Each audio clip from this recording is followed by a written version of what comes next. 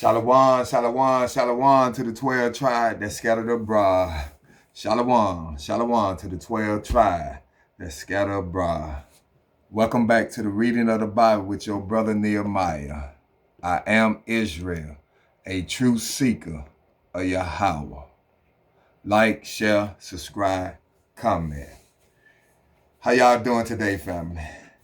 But before we begin, we got to give all praise and honor to Yahweh, Bahashem, Hamashiach, Yahweh Shai. We got to glorify him at all times. All time. We got to thank him for the grace and the blessings that he have given us. The grace for giving us the time to get ourselves together and get back to him.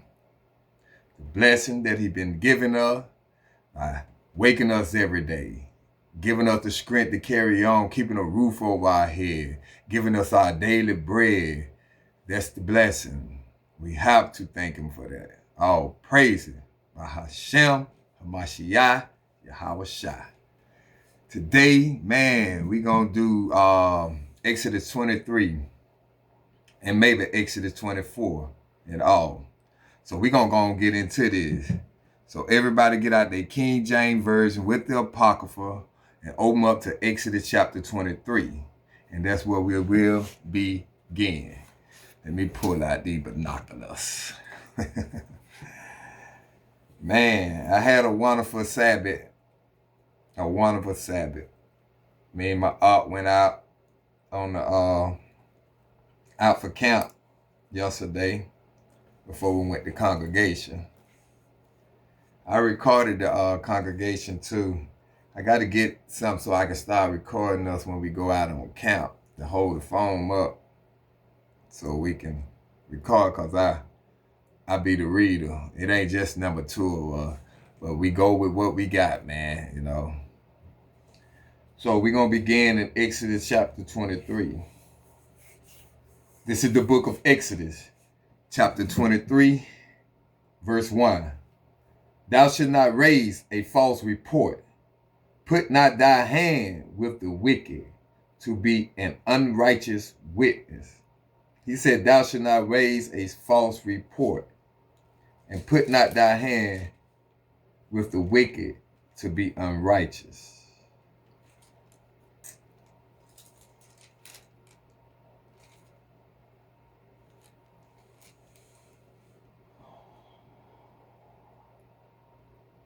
What it mean by false report, thou should not raise a false report. We're going to go to the book of Exodus chapter 20, verse 16.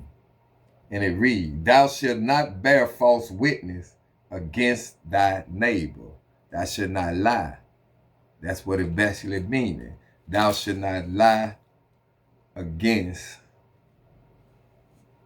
thy neighbor. So thou shalt not raise a false report, and put not thy hand, let it say, and put not thy hand with the wicked to be an unrighteous witness. I think I got a precept for that. Let me see. I don't know if it's for that.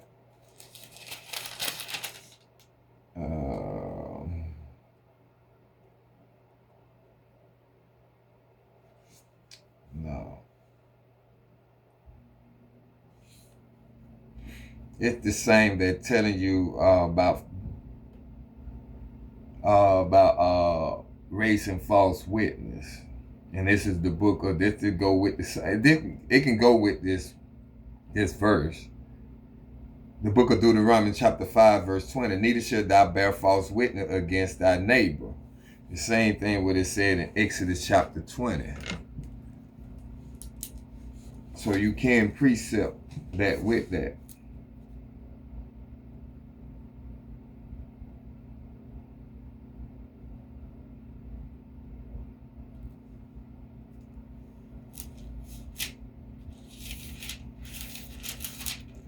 Let's continue. Verse 2. Thou shalt not follow a multitude to do evil, neither shalt thou speak in a cause to decline after many to rest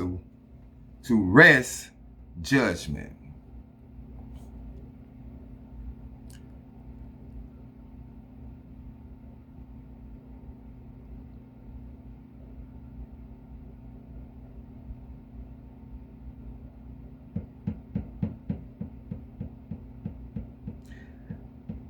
Let's read that again. Verse 2 again. It say, thou shalt not follow a multitude to do evil.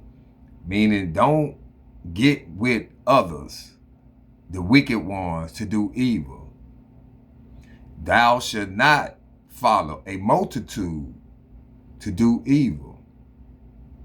All the wicked, let them be wicked. Let them stay wicked. That is not your job. Your job is to be righteous. Just like it said, put not thy hand with the wicked, to be an unrighteous witness. Be in line, you know, how the multitude, they'll go and bring up false lies. So if you're going to be righteous, you can't get with the wicked and lie too. So thou shalt not follow a multitude to do evil, neither shalt thou speak in a cause to decline after many to rest judgment.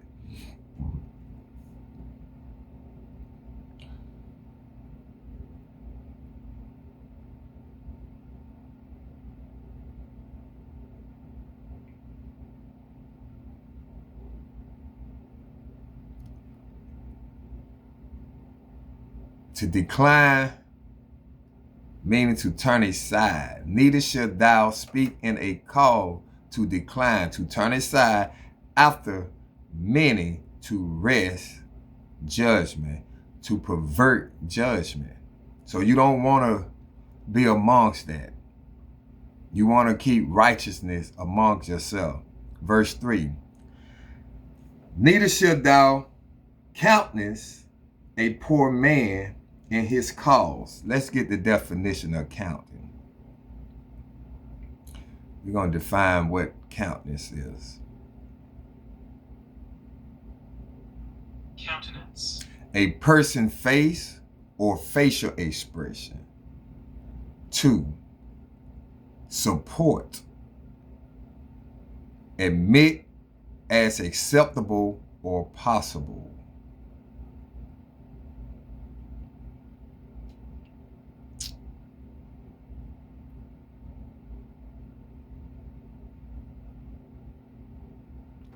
What does countenance mean in the Bible? In the Bible, countenance means a person's face, facial expression, or demeanor, often reflecting their inner state or character. So, neither shalt thou countenance a poor man in his call. Let's see, get some of these words. Okay, we got face, profile, expression, appearance, expect, meaning appearance. You should not judge a man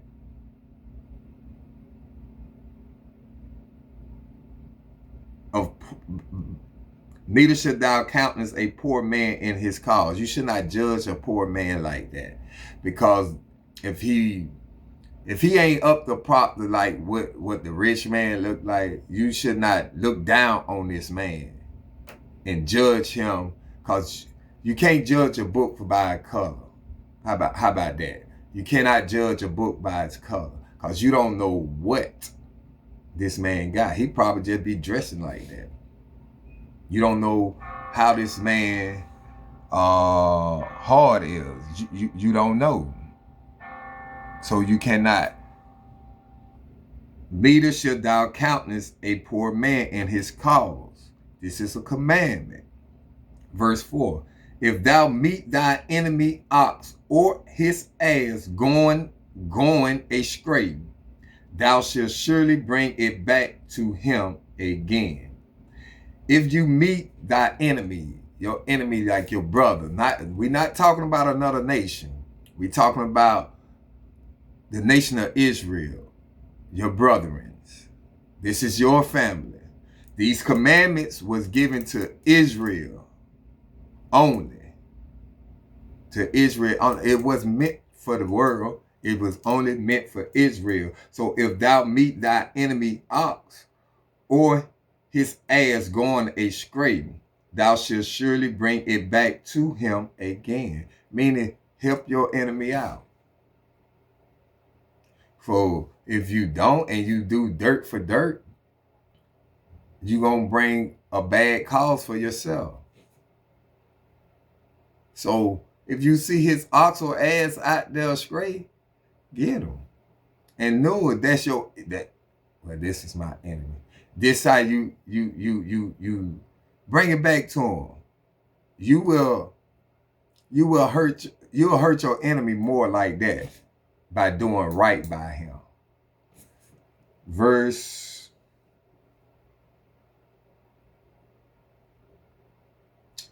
A good precept for that is Leviticus 19 and 17. Let me get that right quick and read that to y'all. The book of Leviticus, chapter 19, verse 17. And it reads, thou shalt not hate thy brother in thy heart. Thou shalt in any wise rebuke thy neighbor and not suffer sin upon him. You understand what I'm saying? Don't do wicked things or unrighteous things to him because this is what he do. You know, understand? Thou shalt not hate thy brother in thy heart. Any wise, it say, any wise you shall rebuke thy neighbor and not suffer sin upon him. And don't suffer sin upon him so he can stop sinning. Maybe if you do right by him, maybe he'll change his wickedness and start doing right by you. That makes sense. So don't rebuke, don't rebuke thy neighbor. Thou shalt anywise rebuke thy neighbor. So you want to rebuke him, meaning you want to tell him what his cause is, what his fault is.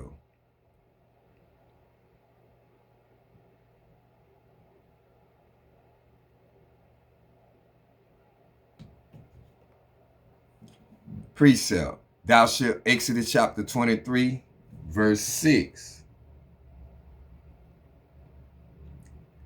Thou shalt not wrestle the judgment of thy poor in his cause. Leviticus 19 and 15. Ye shall do no unrighteousness in judgment. Thou shalt not respect the person of the poor. That's a good one. Nor honor the person of the mighty. But in righteousness shalt thou judge thy neighbor. Meaning don't judge them differently. They both get judged the same. That's a good one. So put Leviticus 19 and 15.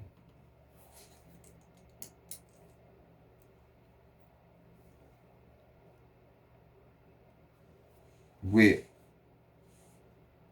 what we were, Leviticus 17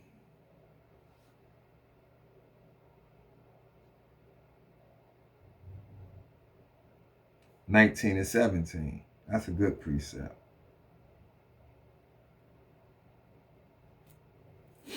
That's a good precept. Deuteronomy chapter 1 and 17. Ye shall not respect person in judgment, but ye shall hear the small as well as the great. Ye shall not be afraid of the face of man, for the judgment is God, and the cause that is too hard for you bring it unto me, and I will hear it. That's self-explanatory.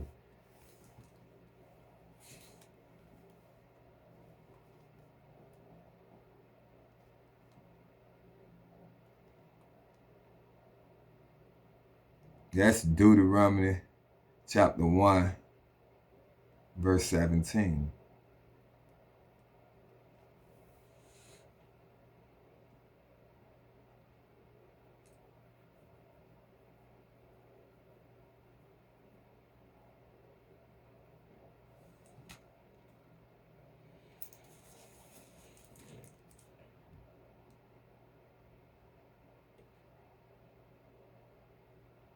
Let's continue.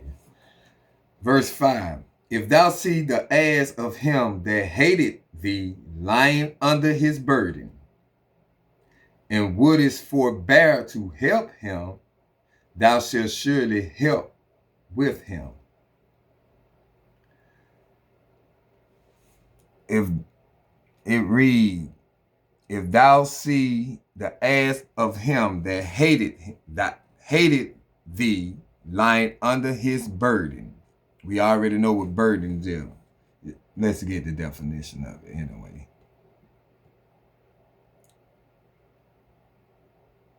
Burden. A load, typical, a heavy one. So if he have a heavy load on him, you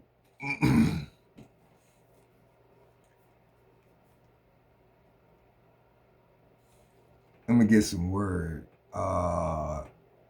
Like I said, load, charge, weight.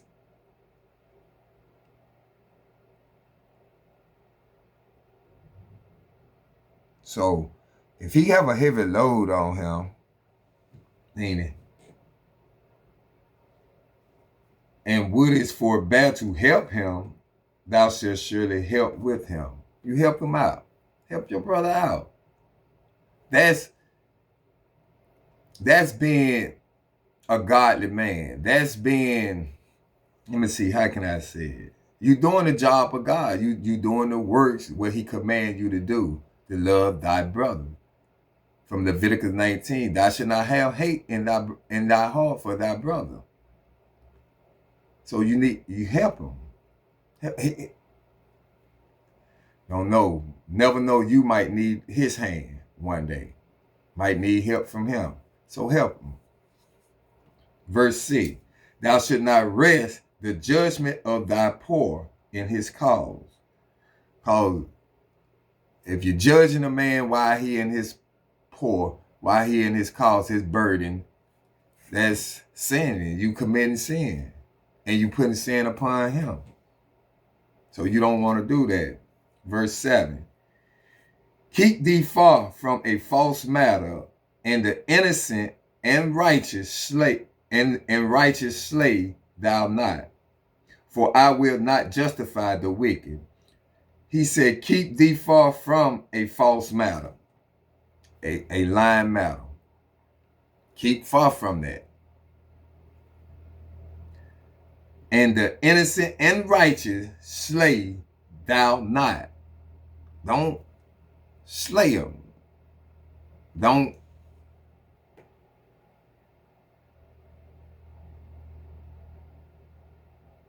I'm finna get the definition of slay. Slay. Kill a person or animal in a violent way. The second one, greatly impress or amuse someone.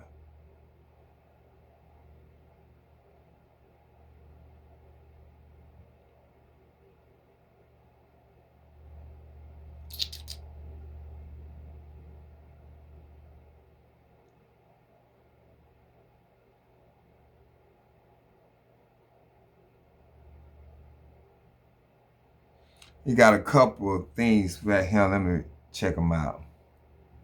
It say, in slang, slay means to do something exceptional well, succeed impressively, or look amazing and confident. Another one says, slay is modern slang meaning to do something exceptional, well, impress other, or look incredible, stylish. So you don't need to be trying to slay your brother and trying to impress someone else. Basically what it's saying.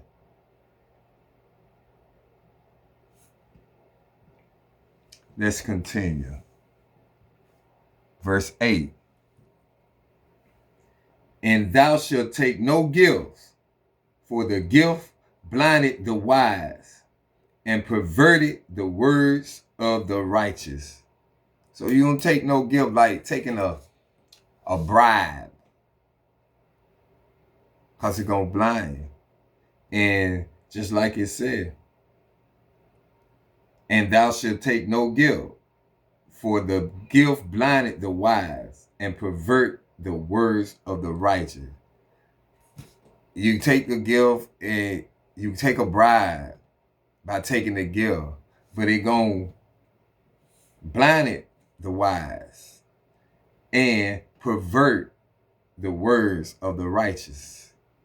You kicking the righteous to the side. So that means you basically what it said, you putting thy hand with the wicked to be unrighteous. Back to verse 1. That's what it basically saying. Let's continue. Verse 9. Also, thou shalt not oppress a Salaki. Also, thou shalt not oppress a stranger, for ye know the heart of a stranger, seeing ye were strangers in the land of Egypt. You already know what we went through in Egypt, what our ancestors went through in Egypt. So don't oppress your brother, the stranger.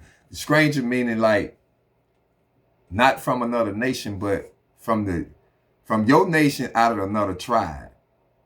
See, stranger in the Bible you got two different types of stranger. A stranger from another nation and a stranger from your nation, but they from a different tribe.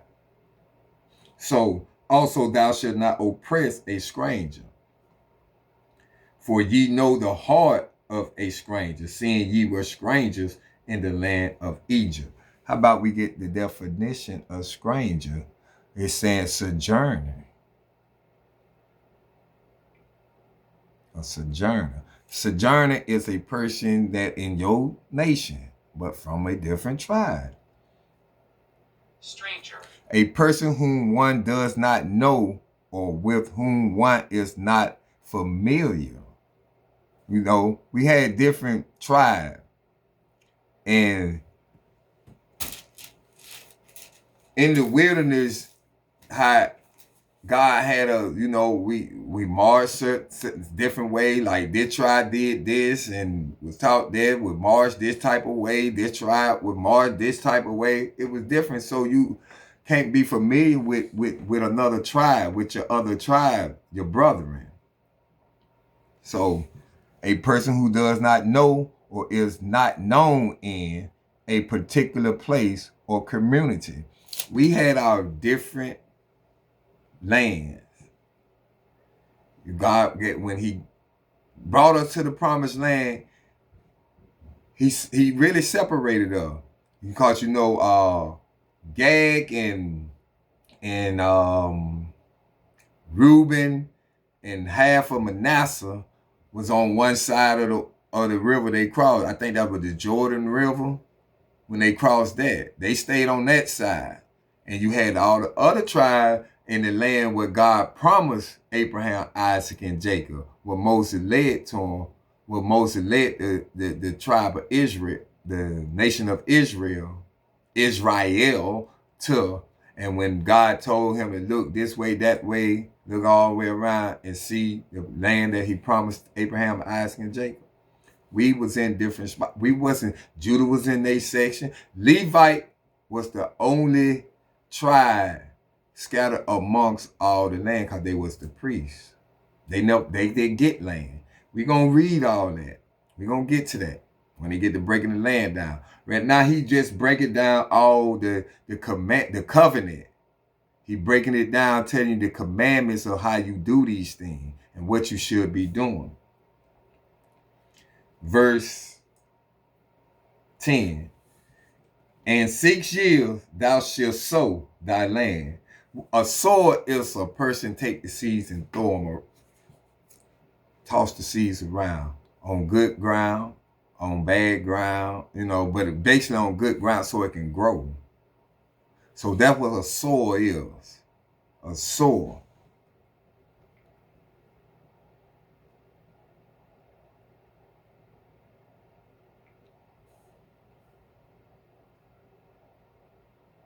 So. Plant seed by scattering it on or in the earth. Scatter, spread, broadcast. Plant the seeds of a plant or crop. Plant a piece of land with seed. Scatter. That's a sower. So it say, in 6 years thou shalt sow thy land, and shalt gather in the fruits thereof. What your land produce, you gather in the fruits thereof. But, verse 11, but the 7th year thou shalt let it rest and lie still, that the poor of thy people may eat. The 7th year you let it rest and lie still, so the poor of your people can eat. The ones that can't afford things, the ones that ain't got what you have. This how you love thy brethren. You have to love your brother. Verse 11 again from the top. But the 7th year thou shalt let it rest and lie still, that the poor of thy people may eat. And what they leave, the beasts of the field shall eat. Just like he said, he wasn't going to kill them all off. Because if he kill them all off, the beasts will attack y'all.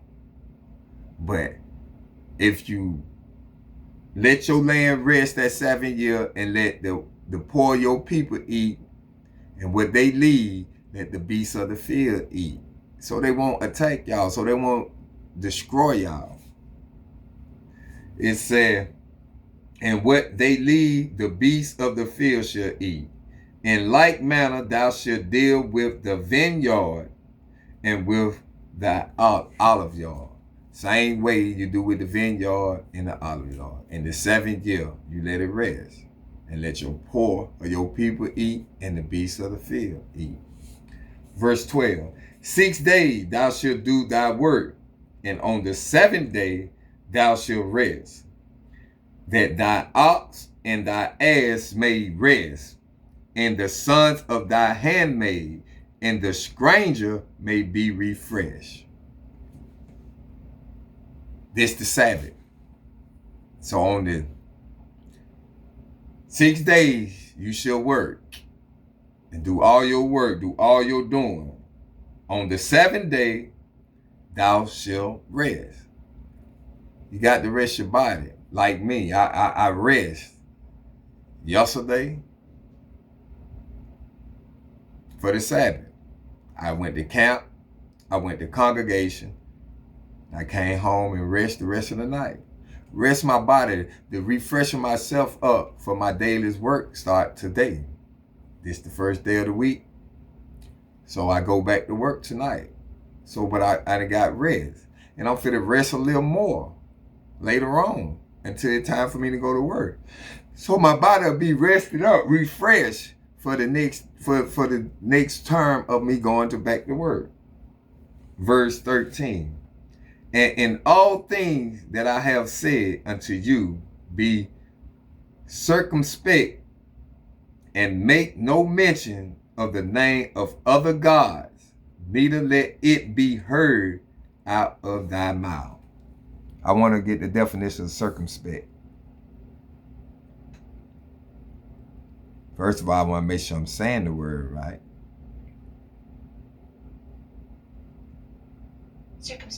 Circumspect. Weary and unwilling to take risks. Do we have any more definition for it? What does circumspect mean in the Bible? In the Bible, it say particularly Ephesians 5:15. Let's see what that say.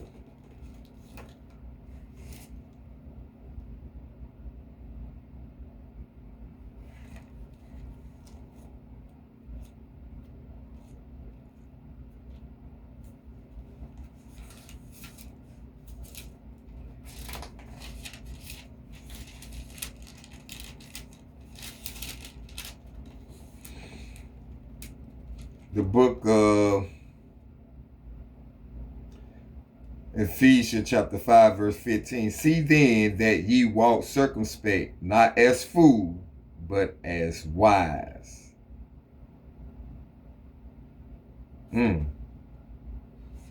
It say in the Bible, particularly Ephesians 5:15, walk circumspectly, meaning to live prudently, carefully, and wisely, paying close attention to one's action, words, and surroundings, not as fools, but as wise people redeemed from darkness, avoiding error and danger by understanding and applying God's will.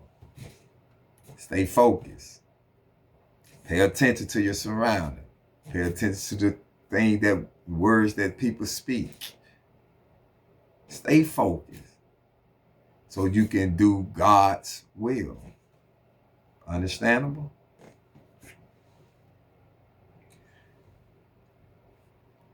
Verse 14, and it reads, 3 times thou shalt keep a feast unto me in the year.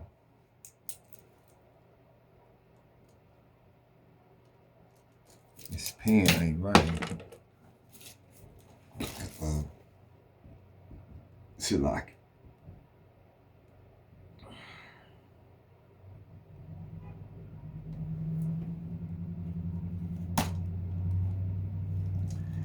He said 3 times thou shalt keep a feast unto me in the year. So you got 3 feasts that we need to basically keep. Commandment. 15, thou shalt keep the feast of unleavened bread. The feast of unleavened bread is the Passover. Unleavened bread and Passover. Thou shalt eat unleavened bread 7 days, as I commanded thee. That's a commandment. In the time appointed of the month of Abib. The month of Abib is the first month. That's like, I say April. It might be like the end of March, the beginning of April. But I say April. That's why you think they say April Fool. Y'all are the fool because you thinking the beginning of the year begins in January. How can a new year begin in January when we still in winter? Everything is still dead. That don't make no sense. Spring bring things forth alive, meaning you got new flowers blossom out, blooming out, fruits growing. So that seemed more like a start of a year. Cause ain't everything is coming back alive. During wintertime, everything be dead. You see the leaves fall off the tree, the grass withered away. It don't grow. It barely grow. How can you take your sheep out, your herds out to graze when it ain't no grass? See, you'll understand more of this, especially when during the time when Jesus was born. And then in the wintertime, during the Passover in Egypt, when they left out of Egypt, they left at night. In the eve, that was at night. And if it were wintertime, it'll be cold. You got millions of people leaving out of Egypt. In the cold with babies, little kids, older folks. Come on, God ain't gonna leave his people out in no wilderness like that to die. To freeze to death in the coldness? Think. It say 15 again from the top. Thou shalt keep the feast of unleavened bread. Thou shalt eat unleavened bread 7 days. 7 days you supposed to eat unleavened bread. This the Passover, the feast of unleavened bread. 7 days, as I commanded thee, in the time appointed of the month Abib. For in it thou camest out from Egypt, and none shall appear before me empty. See, you came out of Egypt during the wintertime? No. It was springtime. Things started to blossom. It was warmer. Verse 16, and you should not appear before the Lord empty. You have to offer some, sacrifice some. You can bring the first of your fruits. You can bring a 1-year lamb, goat. Don't come empty-handed. It's a commandment. Verse 16, in the feast of harvest, this the second one. He say 3 feasts, and he called them out in order how they coming. Verse 16 again, in the feast of harvest, the first fruit of thy labors, which thou hast sown in the field, in the feast of intergathering, which is in the end of the year, when thou hast gathered in thy labors out of the field. Meaning the end of the year, when we, the tabernacle. That's what it's talking about. The end gather of the end of the year. Verse 17, 3 times in the year, all thy males shall appear before the Lord God. You might miss this feast and that feast, but these 3 feasts, 3 times, you got to be there. You have to gather together. Verse 18, thou shalt not offer the blood of my sacrifice with leavened bread, neither shall the fat of my sacrifice remain until the morning. Back to the Passover. You cannot offer no sacrifice with no leavened bread. Meaning no leaven in your bread. Nothing that rises. It can't have no leaven in it. That's why you have to eat leavened bread for 7 days. You have to clear out all leaven from amongst you. You have to. This is what the scripture say. What the scripture command you to do. It said, thou shalt not offer the blood of my sacrifice with leavened bread, neither shall the fat of my sacrifice remain until the morning. Because what left over and it fell to the morning, you cannot eat that. You got to burn it.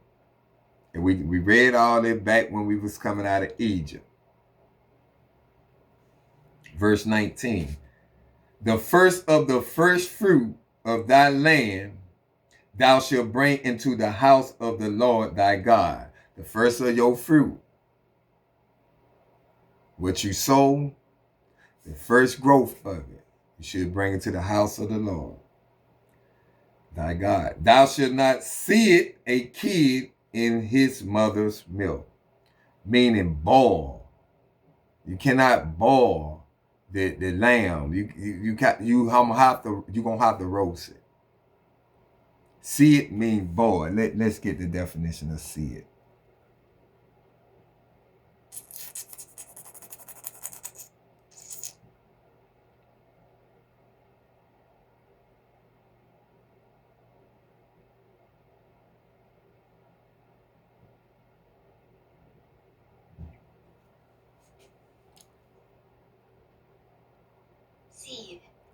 Of a liquid, bubbled up as a result of being born. You cannot born. It's a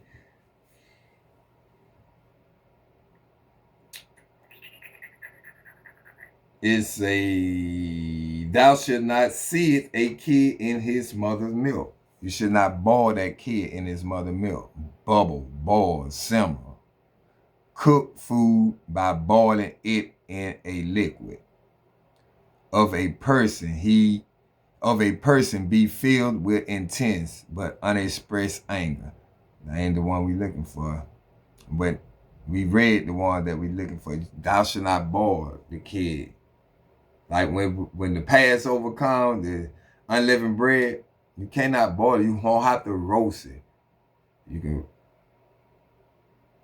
cook it over the fire. See, basically that's what they mostly had.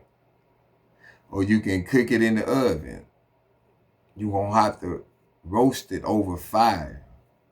You cannot boil it. Period. Verse 20. Behold, I sent an angel before thee to keep thee in the way and to bring thee into the place which I have prepared. He sent an angel before you to keep you in your way. That would lead us out during the nighttime by fire. That would lead us out during the daytime in the cloud. So he gonna send an angel before you to keep you in your way and to bring thee into the place which I have prepared. And what place he had prepared? The same place that he promised Abraham, Isaac, and Jacob, the promised land, flowing with milk and honey. Verse 21, beware of him and obey his voice. Provoke him not, for he will not pardon your transgression, for my name is in him. Beware of him. Provoke him not. Obey his voice. Because he's not going to pardon your transgression, meaning your sin. Let's get the definition of transgression. What at it? In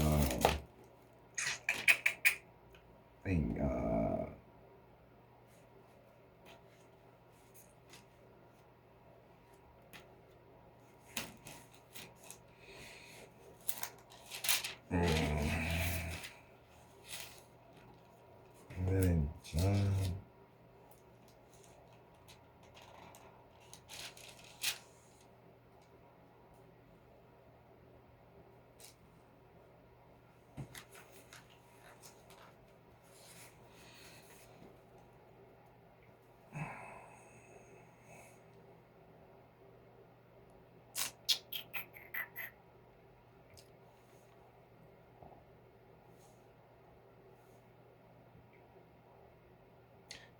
Where in the Bible it say transgression is sin?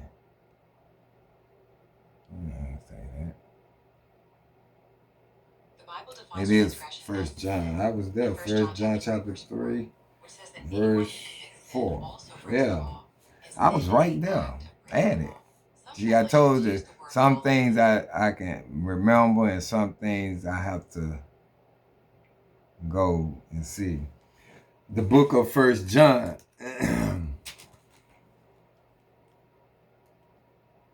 Chapter 3, verse 4. And it reads, whosoever committed sin transgresseth also the law. For sin is the transgression of the law. Meaning, beware of him and obey his voice. Provoke him not, for he will not pardon your transgression. You transgressing God's law, his commandment, what he's telling you to do. For my name is in him. So sin is to transgression. Transgression is sin. And you transgressing what? Transgressing Father's law. The God, the Most High law. So you don't want to provoke him. Verse 22. But if thou shalt indeed obey his voice and do all that I speak, then I will be an enemy unto thy enemies, and an adversary unto thy adversary. So if you obey his voice, He said he'll be an enemy to thy enemy, and an adversary unto thy adversary. An enemy to your adversary. That adversary meaning the same thing. Enemy. Let's get the definition.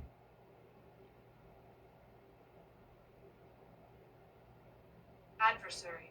One's opponent in a contest, conflict, or dispute.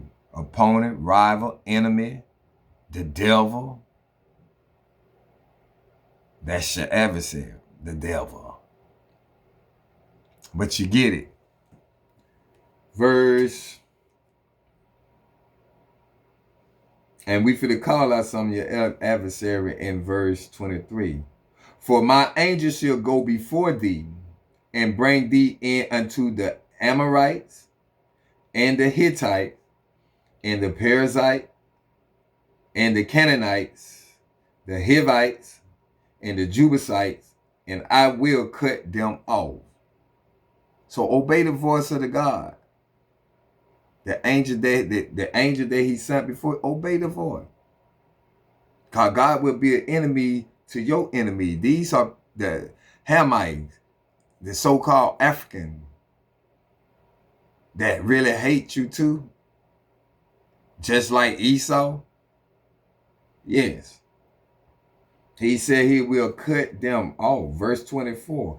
Thou shalt not bow down to their gods, nor serve them, nor do after their word, but thou shalt utterly overthrow them and quit break down their image.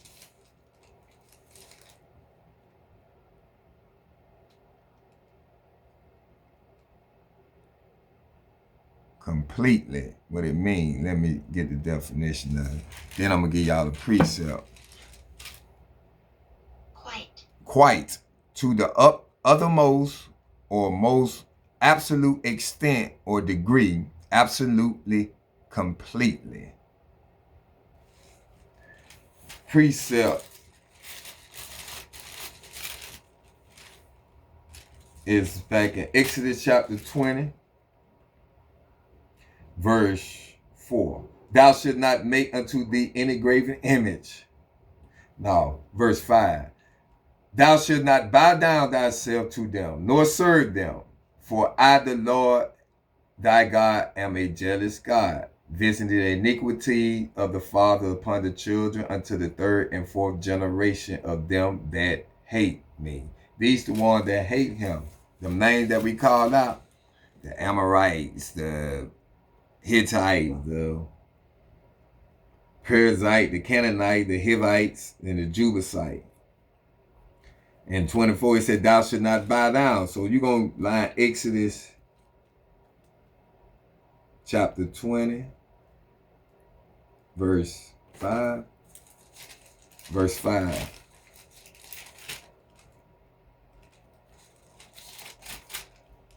Yes, verse 5 with Exodus chapter 23, verse 24. It said, verse 24 again, thou shalt not bow down to their gods, nor serve them, nor do after their works, but thou shalt utterly overthrow and quite break down their image. Completely break down their image. Destroy it. Verse 25.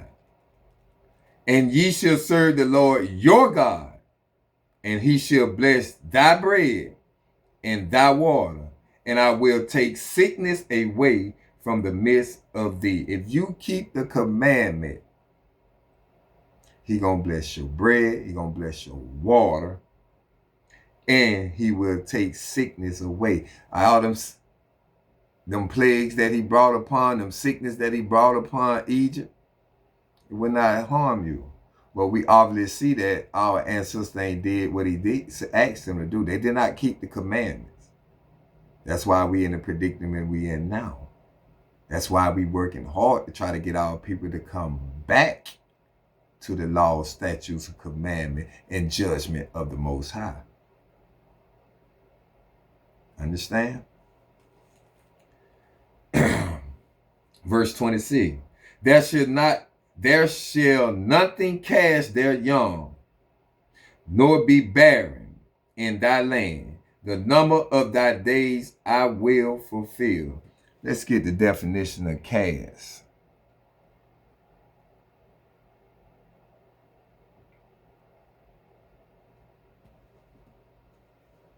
Cast. Cause light or shadow to appear on a surface. The second one, register, a vote. An object made by shaping molten metal or similar material and molding. An act of throwing something forcefully. That's the one we're looking for. He say, there shall nothing cast their young, nor be barren in thy land. The number of thy days I will fulfill. Verse 27. I will send my fear before thee, and will destroy all the people to whom thou shalt come, and I will make all thy enemy turn their backs unto thee. Let's keep these commandments. He gonna fight for us. Verse 28. And I will send hornets before thee, bees, which shall drive out the Hivites, the Canaanites, and the Hittite from before thee. You see, he gonna send things. He will fight for you. You wouldn't have to worry. Just follow the commandments. Keep the laws. Understand the judgment. The statutes. These are statutes. These are commandments. These are laws. And the judgments of them. Verse 29. I will not drive them out from before thee in 1 year. He ain't gonna push all of them out in 1 year. Why? Lest the land become desolate, and the beasts of the field multiply against thee. What I was telling y'all earlier. That's why he ain't gonna drive them out in 1 year. Because the land will come desolate. And then that'll make y'all vulnerable to all the beasts of the field. Verse 30. By little and little, I will drive them out from before thee, until thou be increased and inherit the land. Until you be increased. Become a nation for real. Remember now, these are 12 tribes. And we're going to be in our own separate land. You probably have this many of Judah, this many of Levite, this many of Benjamin, this many of Asher, this many of Issachar. Until you become a bigger nation, increase.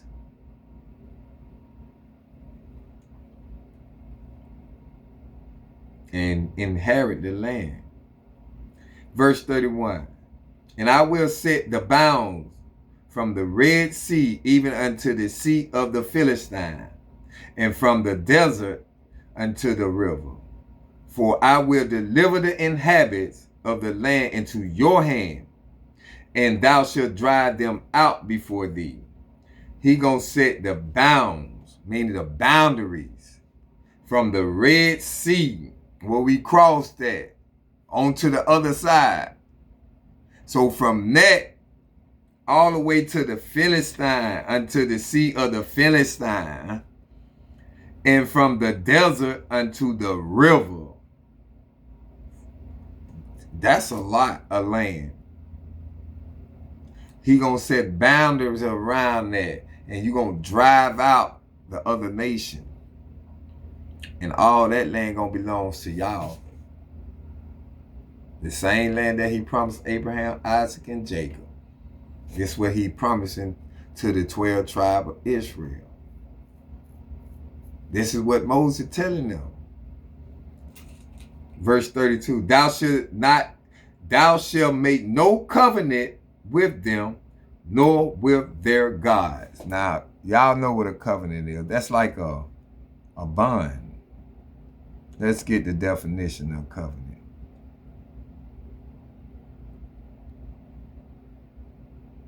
Treaty. A bond. Covenant. An agreement. Agreed by lease, deed, or other legal contract. Don't make no covenant with them. They might say, well, we gonna do this and be there. We become part of y'all daughters married our sons, and we give our daughters to your son, and we give your sons to our daughters, to like that. That's a covenant. Don't make no covenant. God, you made a covenant with the Most High. He said, if you keep my covenant, this is what we agreed to in the wilderness. All that the Lord say, we will do. You made a covenant. So our ancestors made a covenant in the wilderness, but they did not keep the covenant. And you're going to see as we read along, they're going to piss the Father off. This how close he was with us. Our protection, our shadow, our covenant. He kept us safely. Look what he did when he brought us out of Egypt, all the things that he did. What Egypt did, the Egyptians did to our people, he punished them for that. He hardened Pharaoh hard to keep denying, wouldn't let his people go, so he can bring all these things upon him, these plagues upon him, so the world, the other nations, shall see that he is the God of Israel. So thou shalt make no covenant with them, nor with their gods. You got the best God of all, the creator of heaven and earth and all things within it. The best God of all. So why would you make a covenant with them and their God? Why would you want to bow down to a stone or a brick and worship it? I know some of y'all watch Moses or Exodus. Watch these little movies. You know, they ain't gonna show you, put the truth in there. They gonna blare it out. But if you read the book, then you'll see what ain't supposed to be there, what's supposed to be there. You'll see these things. Egypt, they was praying when they born, they went to a statue made of stone. And they was bringing their dead kids to the statues and bowing down to the statue like what the statue was going to do. It couldn't bring the kids back alive. The statue don't move or nothing. It stands still. And that's what their gods were. That's what they prayed to. Stone and bricks. That's not no God. 33, verse 33.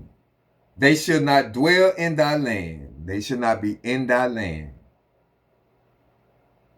lest they make thee sin against me. For if thou serve their God, it will surely be a snare unto thee.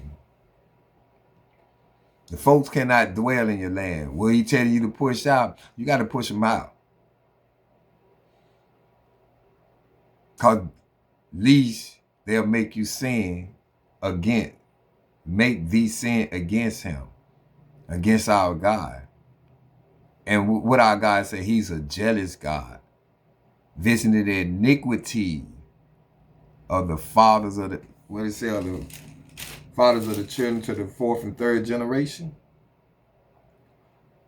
Iniquity of the father upon the children unto the third and fourth generation. So you want to do exactly what the commandments say. You push them out.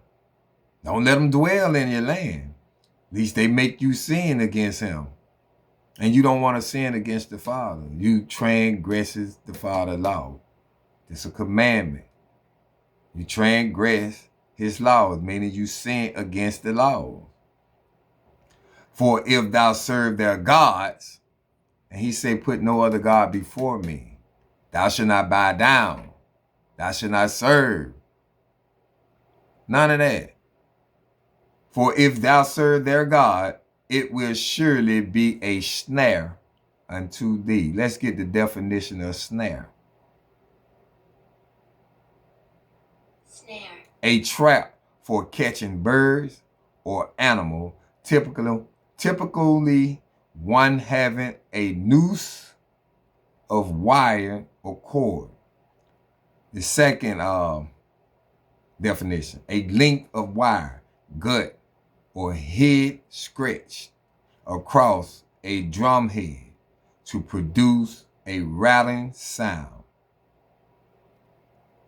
Catch a bird or mammal in snare. What is a snare according to the Bible? In the Bible, a snare is a trap, literally for catching animal, but more often metaphorically for spiritual entrapment, temptation, and sudden destruction, used by wicked or Satan to lead people into sin and peril, symbolizing things like worldly allurement, deceit, or judgment. What it just said. Used by wicked or Satan. It's a metaphoric, but more often metaphorically for spiritual entrapment. Spiritual entrapment, meaning to turn you against God. You'll transgress his law. Temptation and suddenly destruction, used by the wicked or Satan to lead people into sin and peril, symbolizing things like worldly allurement, deceit, or judgment. See, that's all you have to do is look the definition of these words up. They'll give you a more understanding of what it's reading, or what he's saying. So they should not dwell in thy land, lest they make thee sin against me. For if thou serve their gods, it will surely be a snare unto thee. It will surely be a snare, a trap. Make you sin against your God. The book of Exodus, chapter 24, verse 1. And he said unto Moses, come up unto the Lord, thou and Aaron, Nadab, and Abihu, and 70 of the elders of Israel, and worship ye afar off. So he telling Moses to come up and bring Aaron, Nadab, and Abihu, and 70 of the elders of Israel. And they got to worship all where he set the boundaries at. They can't come all the way up the hill. They can't go all the way up that mountain. They got to be at them boundaries where he said. And that's where you worship. They're going to worship. Verse 2. And Moses alone shall come near the Lord. See? Moses alone. But they shall not come nigh, neither shall the people go up with him. Verse 3. And Moses came and told the people all the words of the Lord, and all the judgment, and all the people answered with one voice, and said, all the words which the Lord had said, we do. So the covenant that he made with them, they agreed to it. Did they honor it? No. Because if they honored it, we wouldn't be in this predicament we in as of today. We'll be still in our land. We'll be still rulers. But look where we at. He said he will punish them, the iniquities of the father. Your ancestors, the one that was in Egypt, that came out of Egypt. We getting punished because what they did to the third and fourth generation. We in a curse. And we going to read them curses when we get to Deuteronomy. And then we'll know who these laws will belong to. You'll see. That's the first thing you need to learn. Deuteronomy 28. Then when you learn that, you'll know. Like, wow, that's the first thing I learned. When I learned Deuteronomy 28, I'm like, these fit us. So you mean to tell me we are the Israelites of the Bible, what the Bible speak of? We are the generation of the fathers that came out of Egypt? Like I said, I was surprised. I was happy. I was scared. I was nervous. Because I didn't know what to do. I was lost. You know, I've been sinning against this man the whole time. Wasn't keeping his law. That's why we still in our predicament. Because we doing the same thing what our ancestors did in Egypt, but we doing it worse. It got worse. I'm talking about you got men's marrying men, women marrying women. You got us eating this swine, this pork, all these abominable things. You got the church teaching you that the law was done away with. We got bad, man.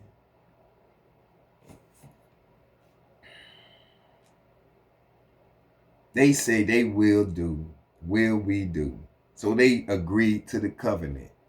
Verse 4. And Moses wrote all the words of the Lord and rose up early in the morning and built an altar under the hill and 12 pillars according to the 12 tribes of Israel. And 12 pillars according to the 12 tribes of Israel. Who was in the wilderness? The 12 tribes of Israel.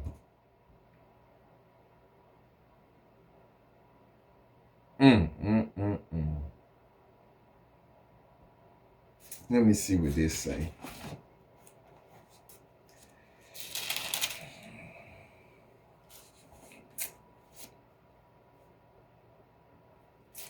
Ooh.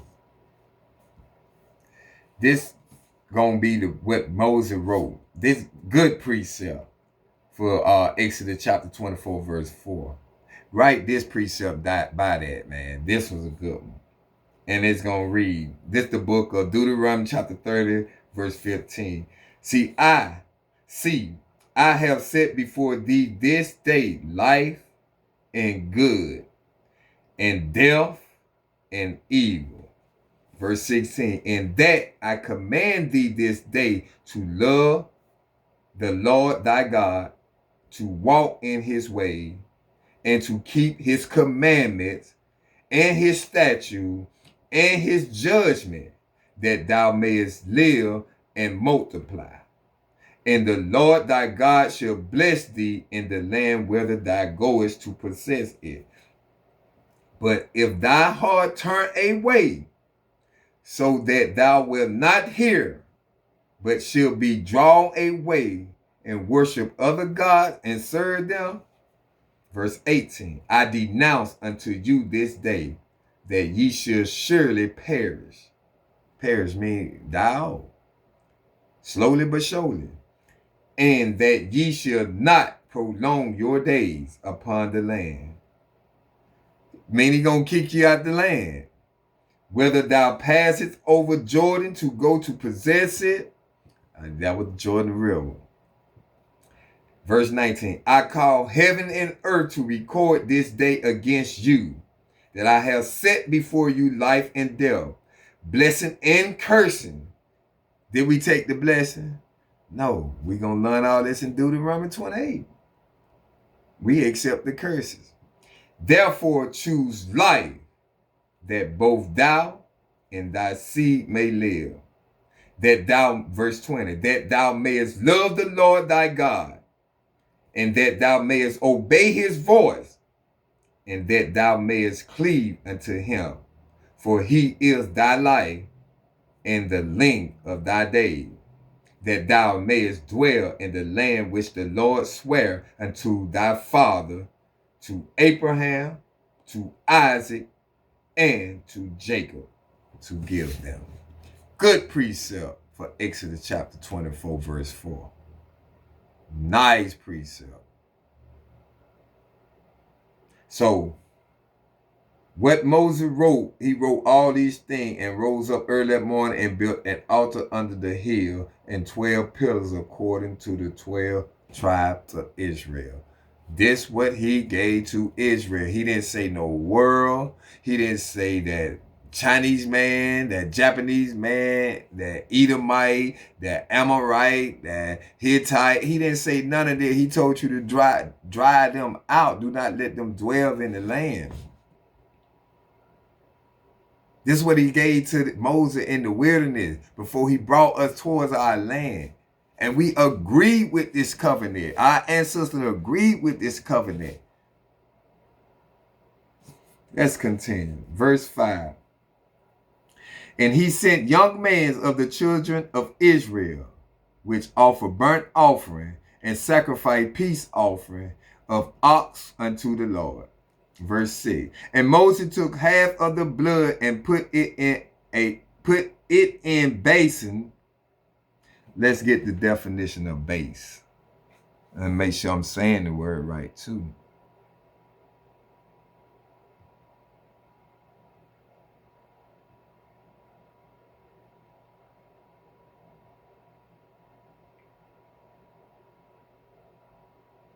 I didn't want to even say it. A basin is an rack or alternating spelling of base, referring to a round, open container, typically made of metal, earthenware, or wood, used for holding liquid, wash, or cooking.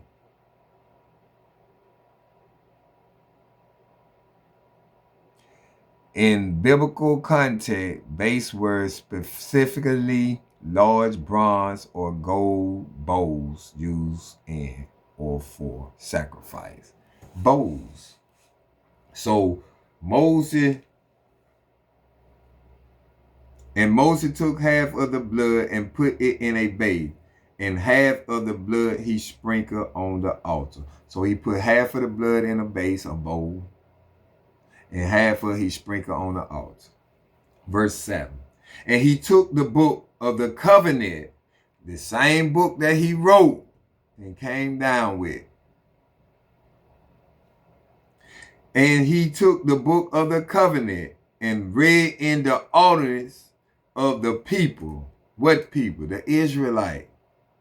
It wasn't nobody else with the 12 tribes of Israel. He said the 12 tribes. The 12 tribes. He made 12 pillars according to the 12 tribes of Israel. And he took the book of the covenant and read in the audience of the people. And they said, all that the Lord had said will we do and be obedient. We agreed. Our ancestors agreed. I gotta see what this is.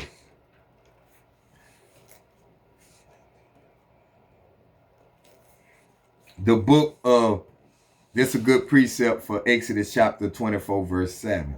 The book of Psalms, chapter 147, verse 19. He showed his word unto Jacob. Who is Jacob? Jacob is Israel. Remember Jacob? His name was changed to Israel. He showed his word. He showed his word unto Jacob, his statute and his judgment unto Israel. What I just told y'all, who was in the wilderness? Who Moses brought the statutes and judgment to? Who rose and read these at the book of the covenant? To Israel. He showed his word unto Jacob, his statute and his judgment unto Israel.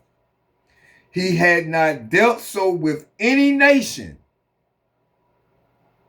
He dealt with any other nation. And as for his judgment, and as for the judgment that we read in Exodus,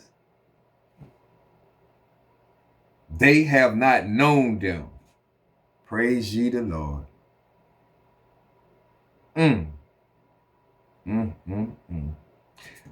That's a good precept. That's an awesome precept. I got a nerve for that too. Amos 3:1.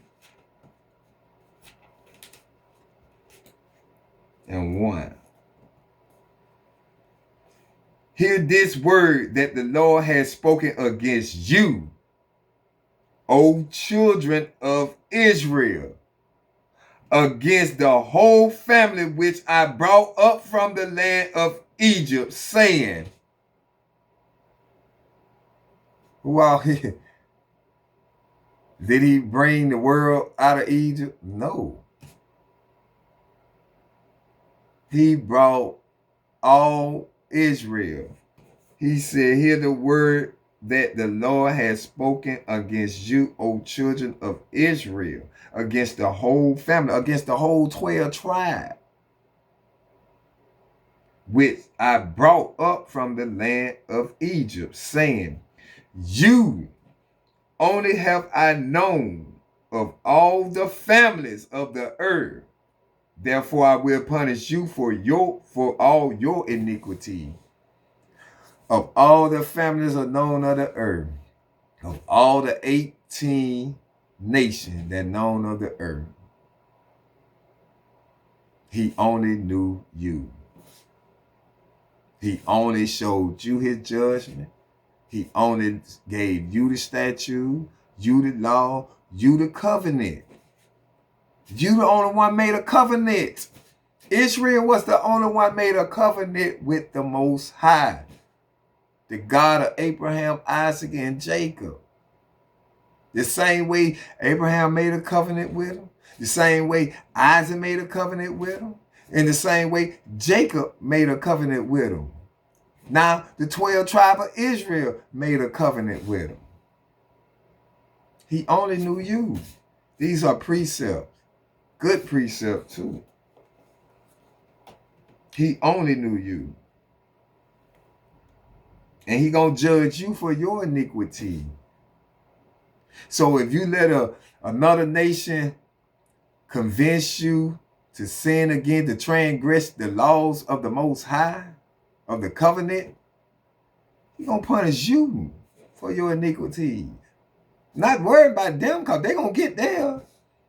He talking about you, Israel, the 12 tribes. Let's keep going. Verse 8. Shalaki.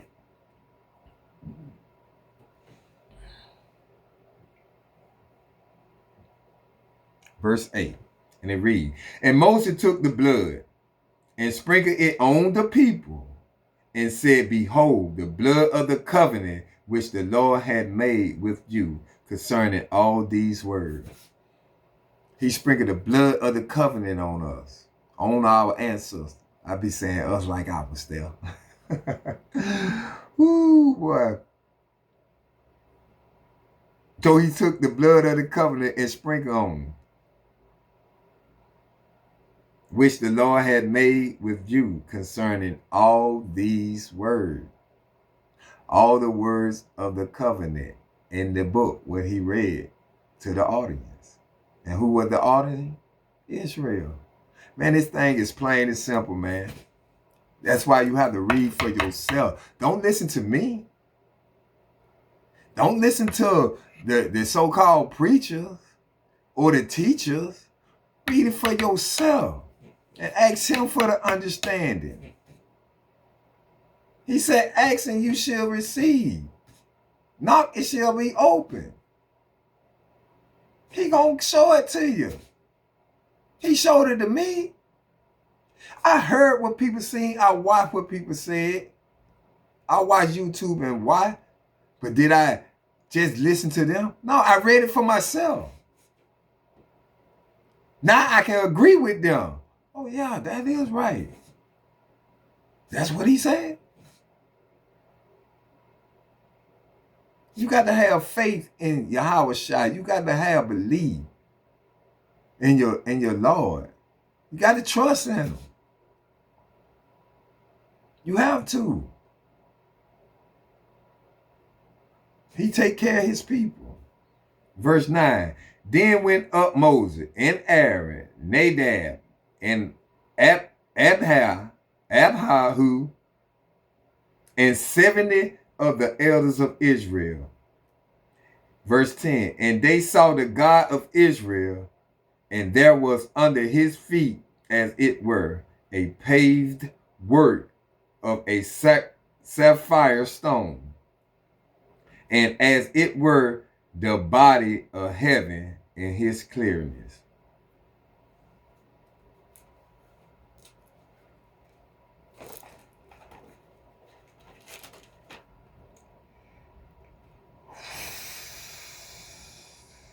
I got some here I wanted to check out, family.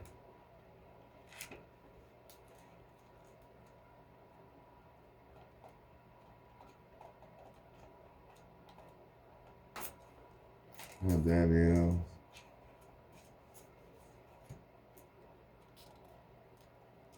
Let me see what this say.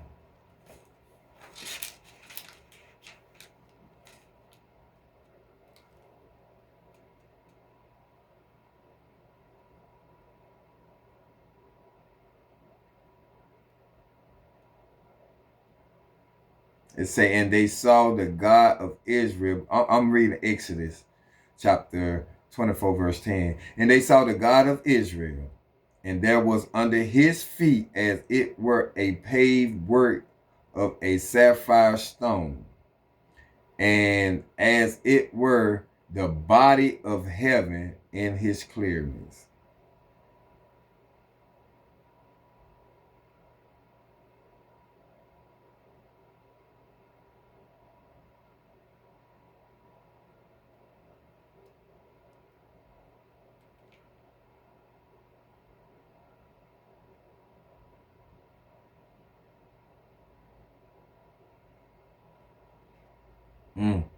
So they saw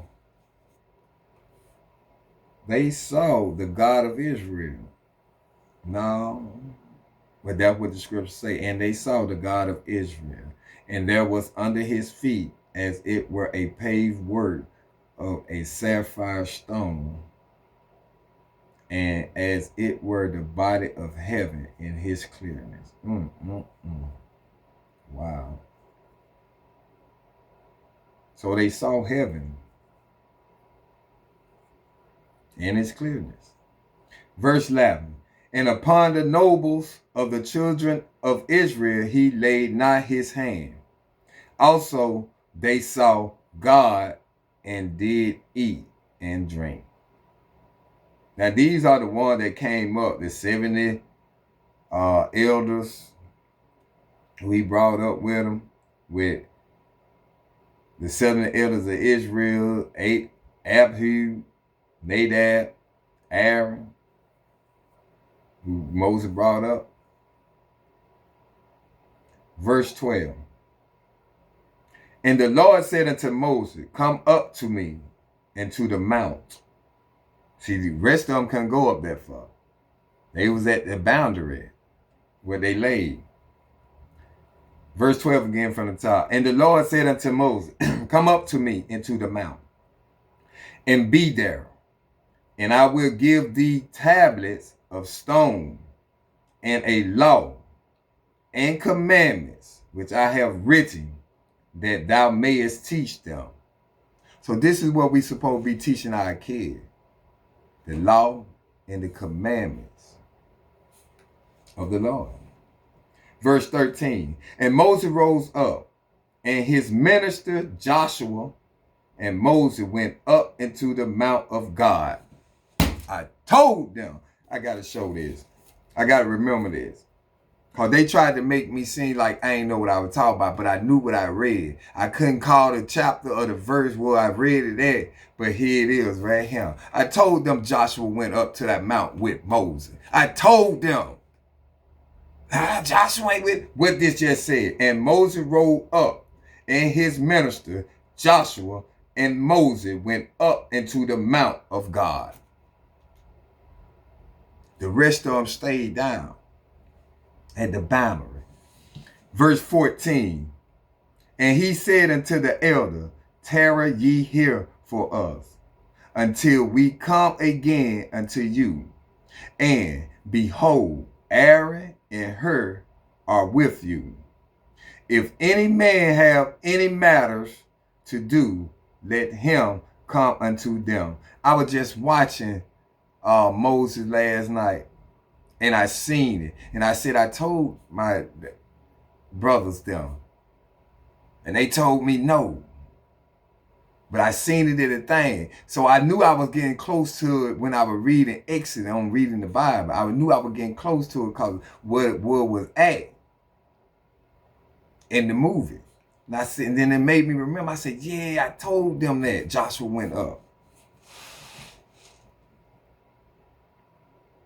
He said, verse 14 again, and he said unto the elders, tarry ye here for us, until we come again unto you. And behold, Aaron and Hur are with you. If any man have any matters to do, let him come unto them. Verse 15, and Moses went up into the mount, and a cloud covered the mount. And verse 16, and the glory of the Lord abode upon Mount Sinai, and the cloud covered it 6 days.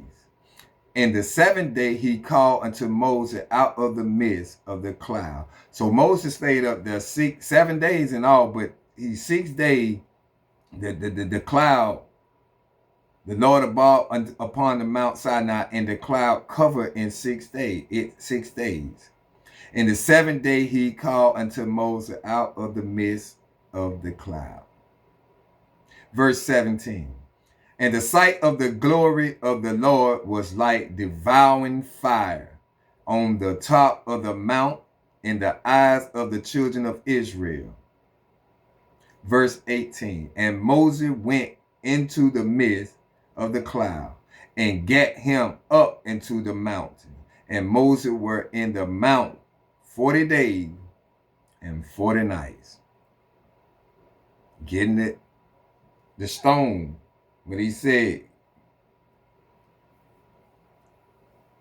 where that?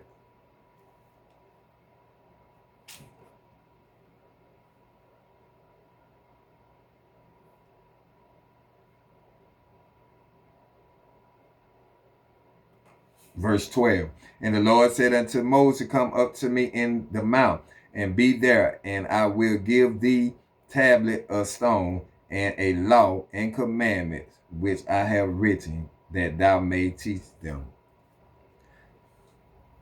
So Moses stayed up there 40 days and 40 nights, which Joshua stayed a little down. He wasn't all the way up there, but he went majority of the way. He was the only one who came past the barrier with Moses. What I was trying to tell them. And Moses stayed up there 40 days, 40 nights. So as Joshua stayed up there 40 days, 40 nights.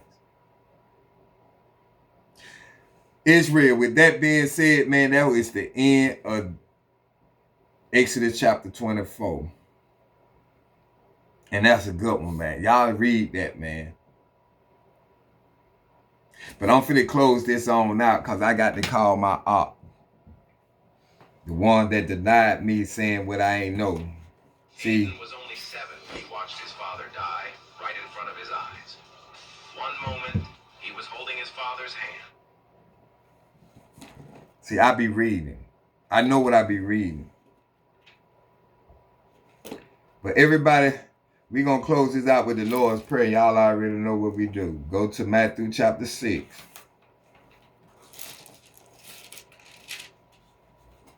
Like I said, man, we got to keep these laws, statutes, and commandments, man. We come back. Our ancestors made a covenant with him. They agreed. All these words that he spoke, we will do.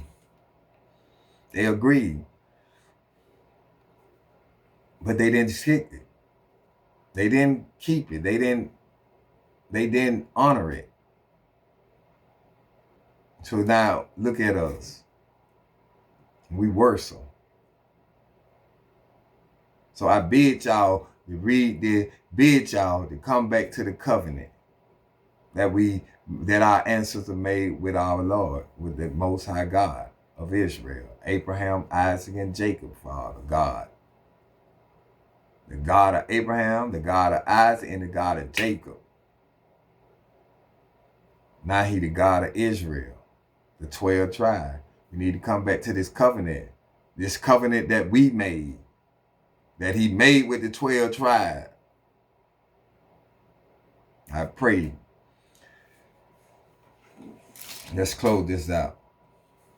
This is the book of Matthew, chapter 6, verse 9. After this manner, therefore, pray ye, Our Father, which art in heaven, hallowed be thy name. Thy kingdom come. Thy will be done in earth as it is in heaven. Give us this day our daily bread, and forgive us our debts as we forgive our debtors. And lead us not into temptation, but deliver us from evil. For thine is the kingdom, and the power, and the glory, forever. Amen. Man, Israel, y'all stay prayed up, endure this thing to the end, stay humble, keep your meekness, stay in your meekness, be patient, because in due time, he gonna answer our prayer. With that being said, y'all have a blessed day. Kwame Yasharala.